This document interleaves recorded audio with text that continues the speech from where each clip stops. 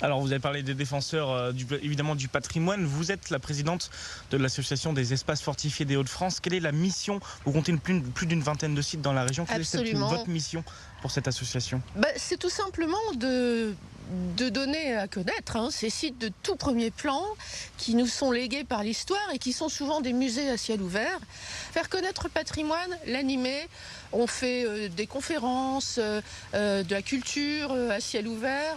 Des visites guidées, beaucoup à l'occasion des journées des villes fortifiées. C'est un magnifique patrimoine. Par contre, c'est absolument énormissime à entretenir. Et malheureusement, les dotations que nous donne l'État pour vivre ne prennent pas du tout en compte ce patrimoine. Aujourd'hui, une ville qui veut rejoindre votre association avec une fortification, comment elle doit faire? Elle vient sur notre site, elle nous appelle.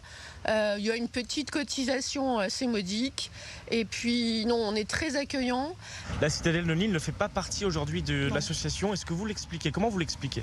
C'est historique. Alors, moi, je préside l'association depuis une dizaine d'années. C'est vrai que Lille n'avait pas souhaité adhérer à cette association.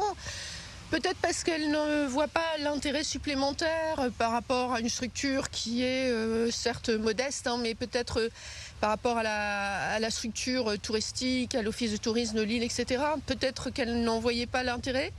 Mais peut-être que je vais aller retaper à la porte du maire de Lille, vous m'y faites penser, parce que ce serait bien qu'ils viennent nous apporter aussi tout leur savoir-faire et leur force d'entraînement. On verra si Lille donc fera partie de cette association. Un dernier point aussi, avec déjà les dates des espaces fortifiés, de la journée des espaces fortifiés, ça se passera du 24 au 26 avril 2026. C'est un moment important pour votre association et pour tous les espaces fortifiés de la région. En quoi ça consiste? En fait, c'est le moment de l'année pour notre réseau.